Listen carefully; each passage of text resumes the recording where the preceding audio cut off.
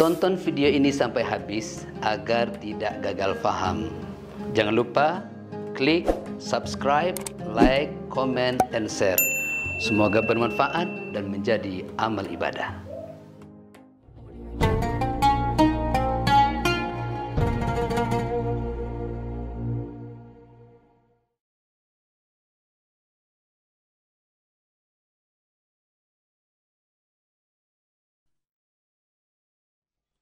Sallallahu ala Muhammad, sallallahu alaihi wasallam, sallallahu ala Muhammad, sallallahu alaihi wasallam.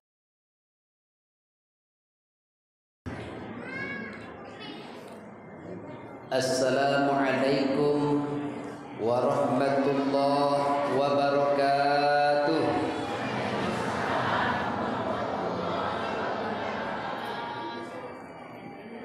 Alhamdulillahilladzi asra bi'abdihi laylan minal masjidil haram ilal masjidil aqsa. Wassalatu wassalamu ala nabiyyina Muhammadin alladhi hasanatuhu la tuhsa wa ala alihi wa ashabihi min ahli sidqi wa tuqa. Amma ba'du. Subhanaka la ilma lana illa ma 'allamtana innaka antal alimul hakim. Yang mulia Bapak Camat Kecamatan Kumun Debai, yang mulia Ketua Majelis Ulama, yang mulia Bapak-bapak Forum Kepala Desa, khususnya Kepala Desa Kumun Mudik, yang mulia guru saya, beliau Bapak Buya Dr. Andus Haji Nusirwan, beliau guru saya ketika di MAN 1 Sungai Penuh, dan guru saya di Sekolah Tinggi Ilmu Tarbiyah STIT YPI Kerinci, dan sekarang masih menjadi guru saya. Para alim ulama, kaum adat, depati, nenek mama, tua-tua Teganai, ketua BPD dan anggota, ibu ketua dan pengurus majelis taklim, para asatizah, kaum muslimin dan muslimat sekalian, calon-calon penghuni surga yang berbahagia. Malam ini malam pertama saya masuk ke masjid kita ini. Jadi saya tadi lewat dari atas itu mencari di mana nih masjid Jami'. Jadi kami masuk dari situ ke hilir dulu, baru turun ke sini mencari masjid Jami' Kumun. Ternyata masjidnya luar biasa, subhanallah. Masjidnya besar, indah, dan jamaahnya banyak. Ya, tadi waktu kami datang ke sini orang baru keluar sama Isya, di jamaahnya banyak. Alhamdulillah. Sebelum saya lanjutkan ceramah ini, izinkan saya dulu memperkenalkan diri. Kami datang ke sini malam ini 3 orang. Yang pertama ada Buya Nalpiandi, sarjana hukum Islam. Beliau juga murid dari Bapak Dr. Andus Buya Nusirwan. Beliau ini penghulu di kantor Kuaket Kecamatan Sulat. Yang kedua kami juga bersama Buya Nuri Hanif, SSI. Beliau ini juga penghulu di kantor Kuaket Kecamatan Sulak Mukai. Dan saya sendiri, nama saya pendek, sesuai orangnya juga pendek. Nama saya Si Jum, nggak pakai latif sebenarnya. Yang latif itu bapak saya. Nama saya Si Jum. Saya asli orang Sungai Batu Gantih, Sulak Dreh masuk ke dalam lagi. Dari Sulak Dras 4 km.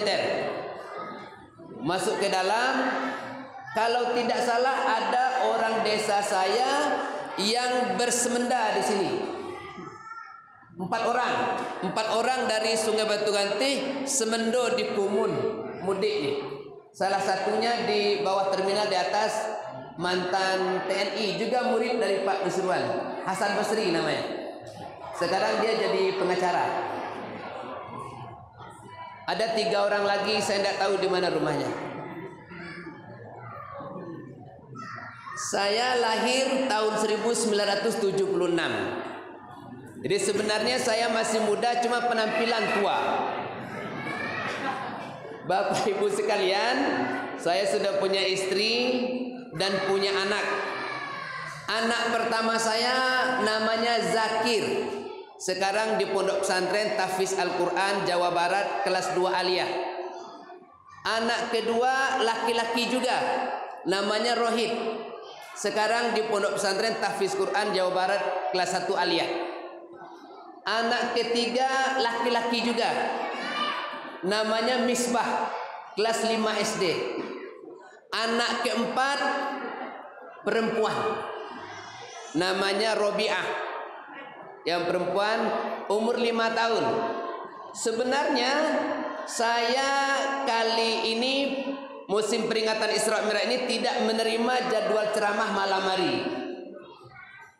Sebabnya karena istri saya lagi hamil 9 bulan untuk anak yang kelima.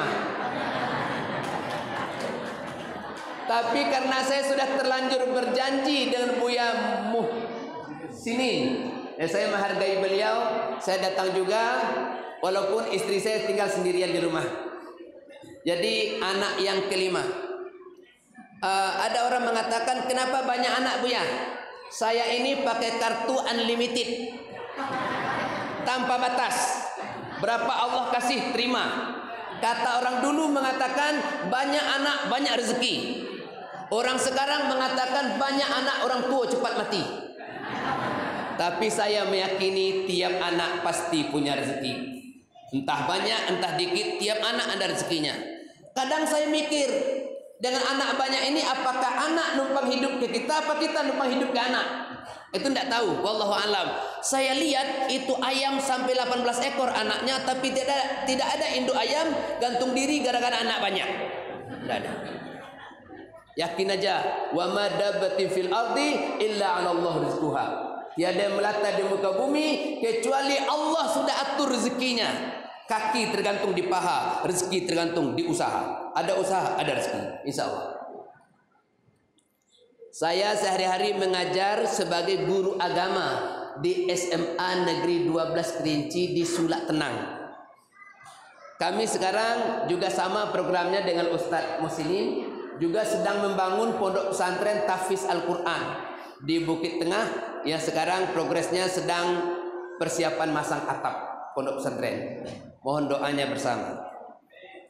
Bapak Ibu sekalian yang dirahmati Allah, peringatan Isra dan Mi'raj kita malam hari ini insya Allah saya ceramah tidak lama, karena saya kena mental saya. Nengok bapak guru ni hilang puluh rasanya nak kita kata ni hilang bahan. Saya tahu beliau di Kumun, cuma Kumun mana? Kalau tahu beliau datang sini tadi, saya mikir-mikir juga nih wajib. Tapi kata kami sulak ngato engguk mano lah. Sampai ke juga kita lah tiba sini.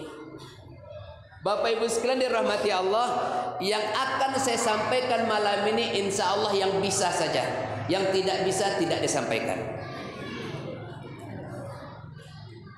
Yang akan kita sampaikan hikmah Isra dan Mi'raj, bukan cerita Isra Mi'raj. Karena cerita Isra Mi'raj insya Allah kita lah tahu galo. Apa hikmah Isra dan Mi'raj yang dapat kita ambil malam ini? Hikmah yang pertama dari peristiwa Isra dan Mi'raj adalah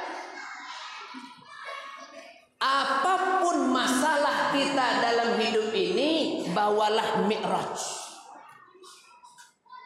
Apa sebab? Mohon maaf Bapak Ibu sekalian, kalau saya lihat kita yang hadir malam ini mulai dari belakang sampai depan samping ini, nampaknya yang hadir ini wajah-wajah bermasalah nampaknya. Setiap kita selalu ada masalah. Tidak ada orang yang bebas dari masalah. Tapi mungkin ada masalahnya besar, ada masalahnya kecil. Ada orang mengatakan kalau kita mau selesai dari masalah, kita mati.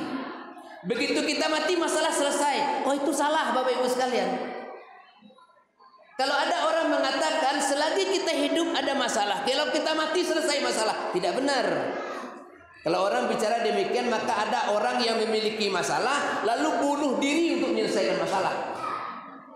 Ternyata Bapak Ibu sekalian, kita mati tidak selesai masalah. Di dalam kubur masih ada masalah. Azab kubur. Maka saya termasuk yang tidak setuju kalau ada orang mengatakan begini. Ketika orang mengantarkan jenazah ke kuburan, itu sering orang pidato Pak Kades. Diantarkan jenazah ke kuburan, sebelum diantarkan jenazah, apa kata orang mengatakan?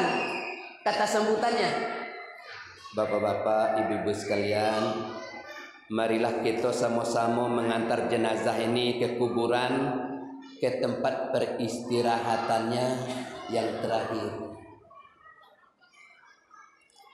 Itu memperhalus bahasa saja sebenarnya. Di kuburan itu bukan tempat istirahat terakhir. Belum tentunya istirahat dalam kubur tuh. Entah kena pelanda dalam kubur. Sembahyang tidak nak istirahat dalam kubur. Cuma elok hangat tu itulah. Marilah kita antarkan jenazah ini ke kuburannya, ke tempat istirahat yang terakhir. Kuburan itu bukan tempat istirahat yang terakhir. Kalau dia orang beriman, dia mati, kita minta Allahumma ja'al qabrahu raudhatan min riyadil jinan. Kuburnya menjadi taman di antara taman surga. Tapi kalau tidak, kuburnya menjadi siksaan dan daripada siksaan api neraka. Begitu kita mati, masih banyak fase-fase kehidupan yang belum kita tempuh. Nih, kita di dunia nih. Dulu kita di alam ruh. Sudah alam ruh, yang kedua alam rahim. Sudah alam rahim, yang ketiga lahir ke dunia ini. Sekarang kita fase ketiga. Sudah di dunia, mati, meninggal dunia, masuk alam barzah, alam kubur. Belum istirahat. Apa sebab? Masih banyak fasenya. Setelah ini masuk ke kubur, 4 alam yang keempat masuk kubur. Yang belum, kiamat. Sudah kiamat, yaumul ba'ats, berbangkit. Sudah yaumul ba'ats, mahsyar, kumpul di padang mahsyar. Di padang mahsyar, yaumul mizan, ditimbang kebaikan dan keburukan. Setelah itu yaumul hisab, dihitung pahala dan dosa. Setelah itu diberi kitab kiri apa kanan. Setelah itu siratul mustaqim. Setelah siratul mustaqim, surga apa neraka. Kalau neraka, kapan istirahatnya? Ternyata kita baru disebut istirahat terakhir di surga. Berarti masih banyak fase-fase kehidupan yang belum kita tempuh kalau kita mati dibanding yang sudah kita tempuh. Jadi di dunia ini Bapak Ibu sekalian, kalau kita ada masalah, masalah kita tidak selesai dengan mati. Tidak selesai. Jangan pernah kita lari dari masalah. Hadapi masalah. Apa sebab? Begini Bapak Ibu. Saya dulu mengajar di Bungo. Saya ngajar di Bungo, daerah transmigrasi Kuamang Kuning. Di tempat sekolah saya ngajar, begitu saya pindah dari situ, ada dari Kumun ini, ada dari Kumun guru baru di situ, masih muda. Tidak salah 6 bulan saya lari di situ, ada tes pegawai lulus dari Kumun di situ. Kemarin saya ke sana, dia dan tidak lagi pindah ke kota di kantor. Ada. Kalau tidak salah dia menikah di Hiang.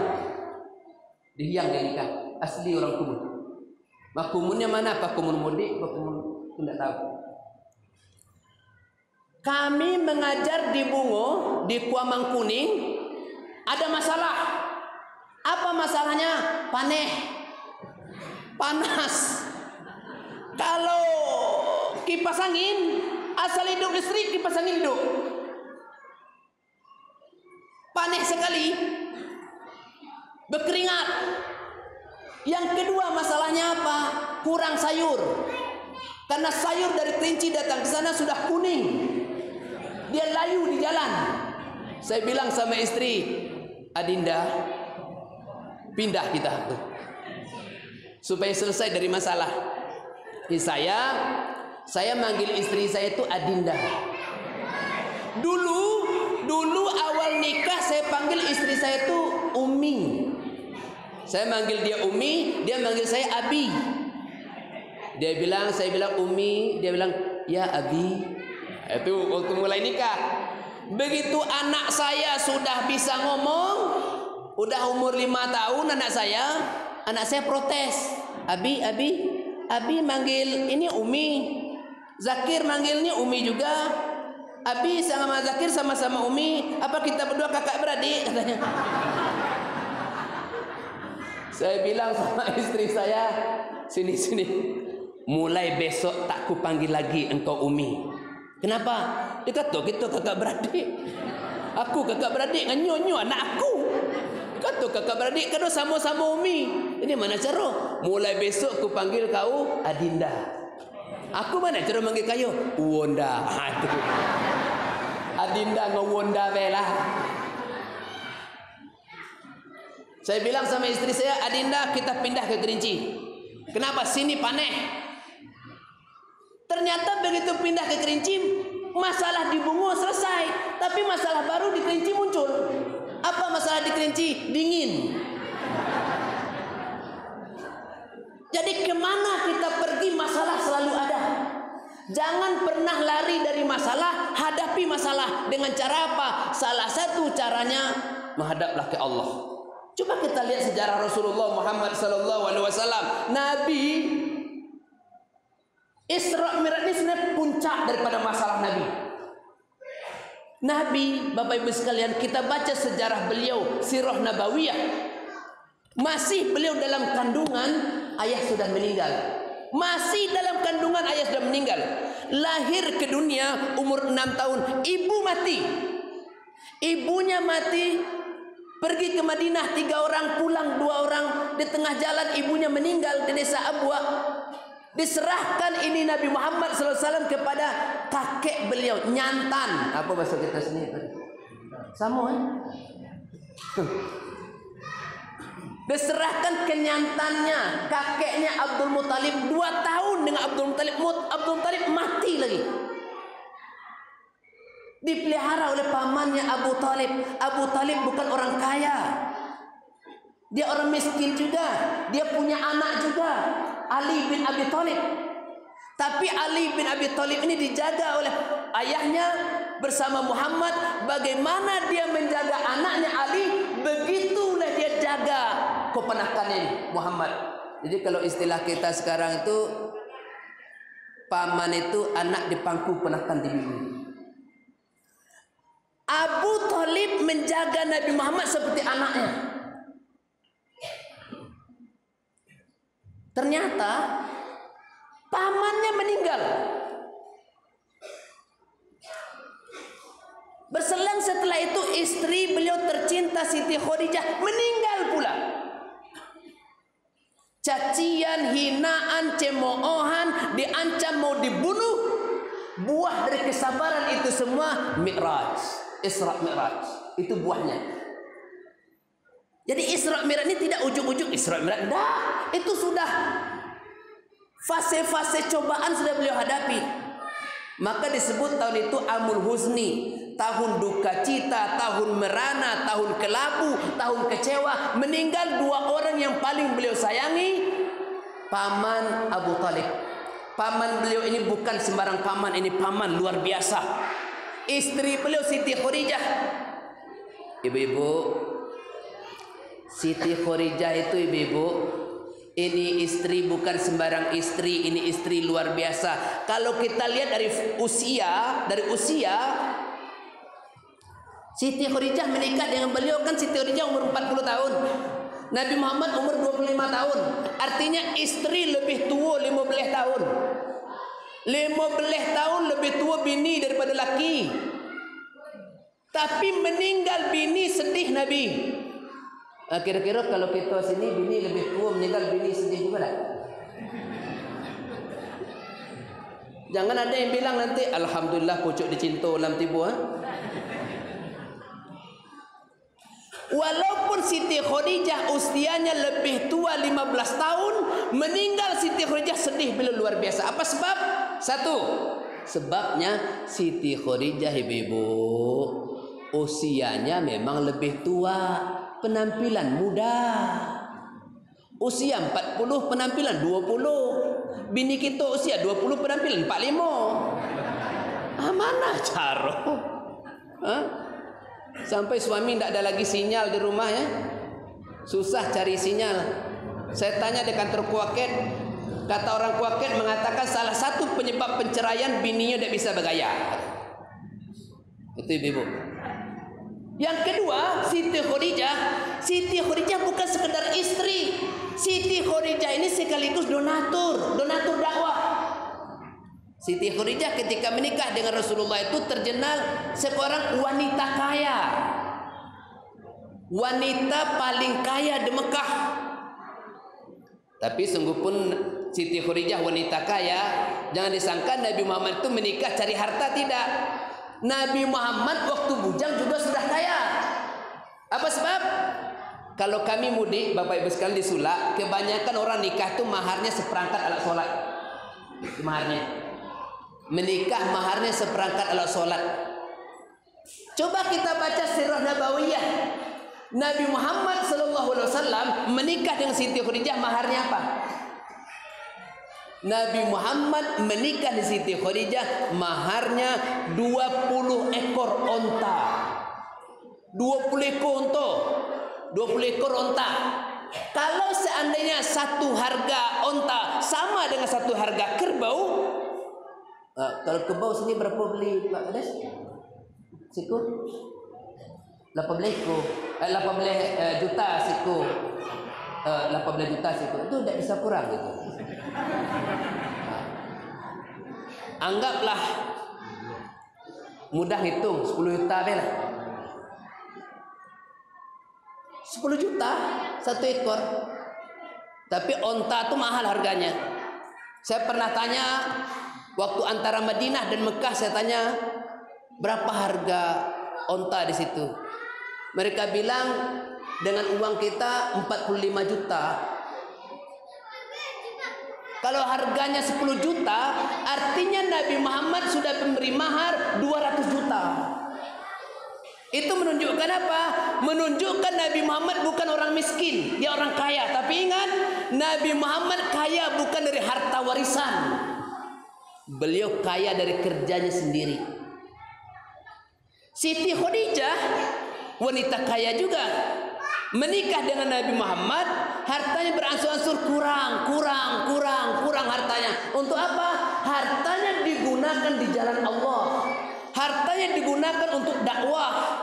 Maka luar biasa Khadijah. Sampai Nabi pernah menguji kesetiaan Siti Khadijah. Ya Khadijah, kalau engkau tidak ikhlas hartamu habis di jalan Allah, itu Jabal Uhud, Gunung Uhud menawarkan dirinya jadi emas. Ambil gunung emas, tinggalkan emas. Ambil gunung emas tuh, tinggal emas nih. Pilih gunung emas apa pilih Rasulullah? Khadijah lebih memilih Rasulullah dengan dia memilih harta. Ini ibu-ibu sekalian, kalau ibu-ibu punya suami camat, punya suami kepala desa, punya suami pengurus masyarakat, seandainya suami ibu bilang begini sama ibu, ibu jawab apa? Misalnya nih, "Ma, selama papa ngurus masyarakat, ma, kita tidak sempat lagi ke ladang karena kayu embun, ma. Ladang udah semak. Ini sapi sudah terbiar, ayam tidak terurus. Kalau mama tidak ikhlas, mama boleh pilih. Pilih harta, pilih papa. Kalau mama mau harta, ladang untukmu, sawah untukmu, mobil untukmu, motor untukmu, selesaikan kreditnya. Rumah untukmu, pisah kita. Tapi kalau engkau pilih papa, apa adanya. Ini saya tanya ibu-ibu, mumpung kita sama ada di sini. Ibu-ibu pilih suami apa pilih harta? Terus terang ibu-ibu.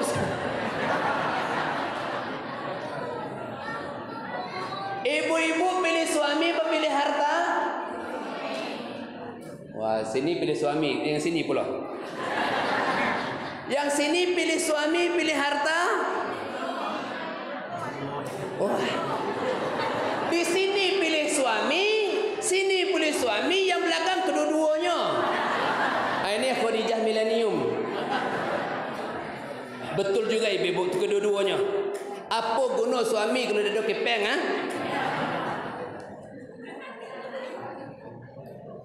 Ya, Khadijah itu luar biasa, Bapak Ibu sekalian, luar biasa. Orang yang luar biasa ini meninggal dunia. Maka untuk menghibur beliau, Allah Isra Mi'rajkan beliau. Lewat Isra Mi'raj, Allah beri solusi-solusi. Allah hibur beliau dari masalah beliau hadapi. Hikmahnya apa? Kalau kita ada masalah, Mi'rajnya bagaimana, Buya? Kata Nabi mengatakan, as-salatu mi'rajul mu'min. Salat itu mi'raj bagi orang beriman. Ada masalah, jangan ke dukun. Ada orang udah lama menikah, tidak punya anak, ke dukun minta anak. Kadang-kadang yang ke dukun itu sarjana. Ada yang sudah S2 ke dukun. Dukun aja tidak tamat SD. Minta anak ke dukun. Kenapa minta anak ke dukun? Dukun aja minta anak ke Allah. Emangnya dukun banyak punya stok anak apa? Mintalah ke Allah. Nabi Zakaria umur 70 tahun dapat anak. Itu Nabi. Tiap malam beliau bermunajat kepada Allah. Umur 70 tahun baru dapat anak. Apalagi kita. Nabi ndak, ponakan Nabi ndak, cucu Nabi ndak. Mi'raj kepada Allah. Curhat dengan Allah. Di sujud-sujud kita berdoa kepada Allah. Apa kata Nabi mengatakan? Inna aqrabal abdi min rabbihi fahuwa sajid fa'akthirud du'a. Sesungguhnya waktu paling dekat kita dengan Allah waktu sujud. Waktu sujud, waktu kita paling dekat dengan Allah. Maka waktu paling dekat dengan Allah ini gunakan fa'akthirud du'a. Perbanyaklah berdoa kepada Allah, doa-doa. Waktu sujud, Allahu Akbar, subhana rabbiyal a'la, subhana rabbiyal a'la, subhana rabbiyal a'la. Ya Allah, lakiku ya Allah, lakiku pergi Malaysia dah balik-balik ya Allah. Kabarnya lah nikah dengan hamba Bangladesh ya Allah. Ngadu ke Allah, curhat ke Allah dalam sujud. Buya, boleh kita dalam sujud pakai bahasa Indonesia? Bil lisan jangan. Kenapa? Solat harus bahasa Arab. Kalau dipakai bahasa Indonesia itu batal tuh solat. Dia macam mana caranya? Bahasa hati. Curhat ke Allah. Allah berjanji, wa may yattaqillah yaj'al lahu makhraja wa yarzuqhu min haitsu la yahtasib. Kalau engkau bertakwa kepada Allah, siapa bertakwa kepada Allah, Allah akan memberikan setiap permasalahannya jalan keluarnya.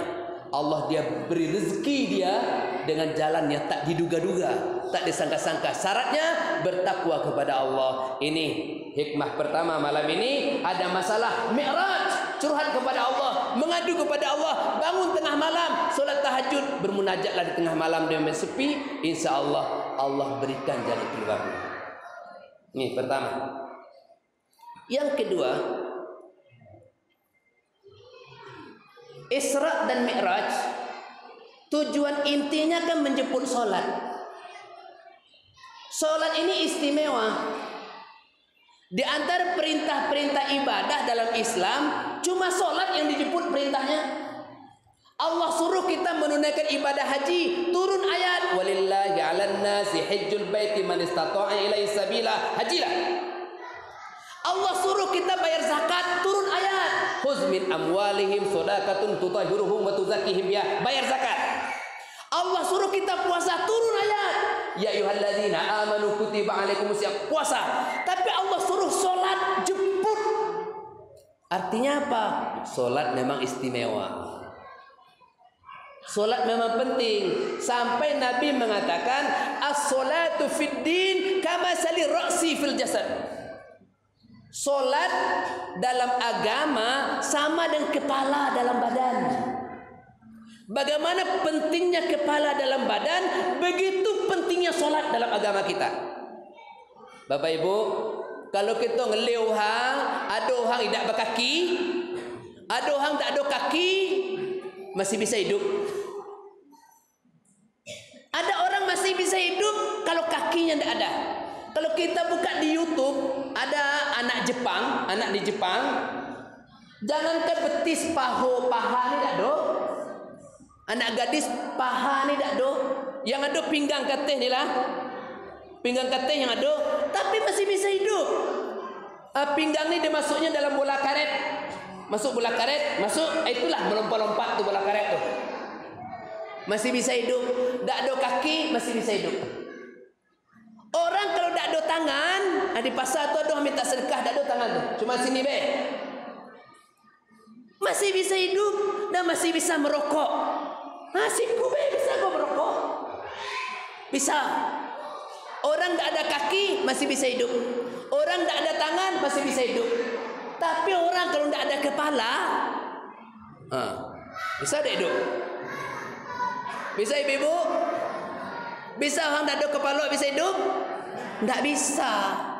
Artinya apa? Artinya kalau kita orang Islam ini tidak pergi haji, masih Islam kita. Tidak ada kita rukun Islam, kan haji itu kan rukun Islam. Tidak ada biaya kita mau pergi. Orang mau pergi ibadah haji butuh modal besar. Menteri Agama sekarang mengusulkan naikkan ongkos ibadah haji dari 36 juta ya, be? 36 juta sebelumnya. Sekarang kalau dinaikkan sekitar 52 juta. Berapa? 45 juta lebih, 45 juta lebih. Mau ibadah haji modalnya besar. Kita tidak bisa ibadah haji. 3 bulan yang lalu, selain modal besar, waktu antrinya lama. Adik saya 3 bulan yang lalu, juga murid dari Pak Nusruan juga, adik saya, sudah setor ibadah haji 3 bulan lalu. Saya tanya, sudah setor ibadah haji? Sudah, katanya. Berapa lama nunggu? 20 tahun. Stornya tahun 2000, Desember 2021 store. Menunggunya 20 tahun. Berarti kalau sehat badan, dia berangkat tahun 2041. 2041. Dia yang setor 3 bulan yang lalu berangkat 2041. Saya itu belum tahu entah kapan berangkat, karena sampai sekarang belum store. Belum store, entah kapan berangkat. Haji butuh badan sehat, modal besar, nunggu lama. Kalau kita tidak menunaikan ibadah haji karena tidak ada biaya, masih Islam kita, masih Islam. Kita tidak bayar zakat karena kita penerima zakat, bukan pembayar zakat. Apa yang nak dibayar? Kita tak ada punya apa-apa. Paling bisa zakat fitrah lah. Masih Islam kita. Kita tidak puasa karena musafir, tidak puasa karena datang bulan, tidak puasa karena menyusui, hamil, nifas. Masih Islam kita. Kita bisa ganti dari lain. Tapi kalau tidak sholat, tidak bisa. Sholat ini utama, Bapak Ibu sekalian. Seperti kepala dalam badan. Ibu, kalau ibu ada tamu datang ke rumah, ada tamu bapak datang ke rumah, dia ketuk pintu. Assalamualaikum. Waalaikumsalam. Berlari ibu ke depan pintu, ada tamu depan pintu. Ibu lihat tamu tu tidak ada kakinya. Oh, tidak ada kaki. Ada apa, Pak? Ada bapak di rumah? Ada. Masuklah, Pak, masuk. Kita suruh juga masuk walaupun kita meretek. Suruh masuk. Berani kita suruh masuk. Kalau ada tamu depan pintu, Assalamualaikum, keluar kita nggak ada tangannya, masih berani kita suruh masuk? Masuklah. Tapi kalau ada tamu depan pintu, ketuk pintu, Assalamualaikum, tak ada kepala, tak berani suruh masuk. Artinya apa? Tidak ada orang bisa hidup kalau tidak ada kepalanya. Tuh. Yang kedua, Bapak Ibu sekalian, kepala ini ibaratnya sholat. Ini kepala nih anggota tubuh paling kita hormati, paling mulia di kepala. Kalau kita lah lama tak bersua dengan kawan, lah lama tak bersubuk dengan kanti, bersubuk kanti bergurau nya dipukulnya paha kita. Jom sihat jom. Walaupun kereh-kerehnya mukul. Masih gelak juga kita. Sihat. Sihat. Dipukul paha kita masih senyum kita. Dipukulnya bau kita. Sihat. Oh ya sihat. Buk. Masih gelak go lagi kita. Ya sihat. Tapi kalau kepala kita dipukul, sehat ya Buya, sehat. Ini empuk. Tinjau. Paha boleh dipukul, bahu boleh dipukul, tapi kepala jangan coba-coba pukul. Apa sebab? Ini anggota tubuh paling dihormati, anggota tubuh paling utama, paling dimuliakan. Artinya apa? Solat itu ibadah paling utama. Awwalu ma yuhasabu yaumal qiyamah as-shalah. Pertama kali dihisab hari kiamat itu solat, sembahyang. Mau haji 7 kali lu tidak sembahyang, hapus semua. Tapi Bapak Ibu sekalian, walaupun kepala paling dihormati, kepala paling utama, solat mengajarkan ke kita jangan sombong, jangan takabur. Apa sebab? Dihormati, dimuliakan. Ketika kita sujud di hadapan Allah, waktu kita sujud, kepala yang paling dihormati ini, maaf ngomong, lebih rendah daripada knalpot. Di sini tempat kotoran keluar, tempat keluarnya kotoran lebih tinggi daripada kepala. Waktu kita sujud, artinya apa? Kita ucapkan waktu sujud, Subhana rabbiyal a'la, Maha suci Engkau ya Allah, Maha tinggi. Aku ini walaupun pejabat, walaupun puhang kayo, walaupun puhang terkenal, aku hina, aku rendah, yang tinggi hanya Engkau. Selesai solat, sifat sombong tak ada. Selesai solat, takabur tak ada. Yang sering sombong kan begitu, yang punya jabatan sombong dengan jabatannya. Padahal tidak lama tuh, beberapa tahun, wassalam. Orang kaya sombong dengan kekayaannya, enggak lama tuh, mati. Orang cantik sombong dengan kecantikannya, enggak lama. Cantik itu paling waktu gadis, cantik. Baru nikah, cantik. Anak 2, cantik. Anak 3.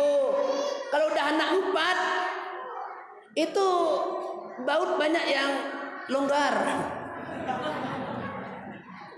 Kulit mulai keriput. Dia pergi bersama dengan bertambahnya usia. Selesai.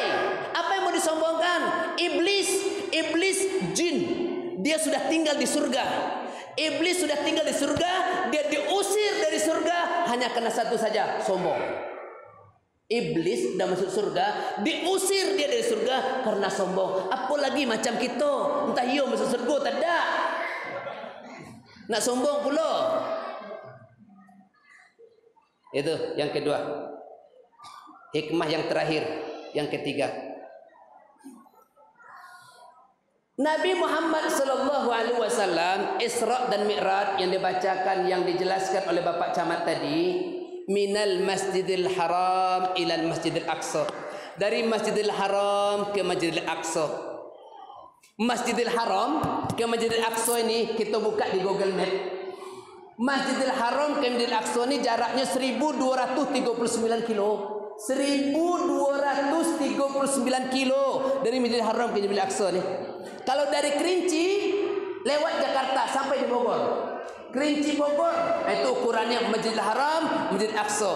Kalau orang dulu naik onta, dulu kendaraan paling mewah waktu itu onta full AC. Pakai onta dari Masjidil Haram ke Masjidil Aqsa, ketika itu habis waktu 3 bulan. 3 bulan. Belum lagi kalau datang nanti badai pasir. Sekarang kita buka di Google Map, kalau naik mobil dari Masjidil Haram Mekah ke Masjidil Aqsa habis waktu lebih 15 jam. Memang jalan di situ lebih baik dari jalan kita. Minal Masjidil Haram ke Masjidil Aqsa. Dari Masjidil Haram ke Masjidil Aqsa. Dari masjid ke masjid, from the mosque to the mosque. Kita bertanya, kenapa Nabi tidak langsung saja dimi'rajkan oleh Allah dari Masjidil Haram langsung ke langit? Langsung naik ke langit. Kenapa mesti ke Masjidil Aqsa? Kenapa tidak langsung saja? Apakah tidak bisa? Dalam ilmu Allah tidak ada tidak bisa. Innama amruhu idza arada syai'an ayyaqula lahu kun fayakun. Allah berkehendak bisa saja. Allah bisa menjadikan yang tidak ada jadi ada, apalagi sekedar memi'rajkan Nabi. Jauh lebih bisa. Tapi kenapa ke Masjidil Aqsa? Hikmahnya adalah, ayo kita ini dengan perintah Isra Mi'raj, kemanapun kita pergi, minal masjid ilal masjid. Dari masjid ke masjid. Kita tinggal di Kumun, solatlah di masjid, makmurkan masjid. Tahu-tahu besok berangkat ke kantor ke Sungai Penuh, sampai di Sungai Penuh solat zuhurlah di masjid. Apa kata Nabi mengatakan? Man safaro ilal masjidi liya'malu ibadatihi ihdahuma tahuttu khati'atuhu wal ukhra yarfa'u darajatuhu.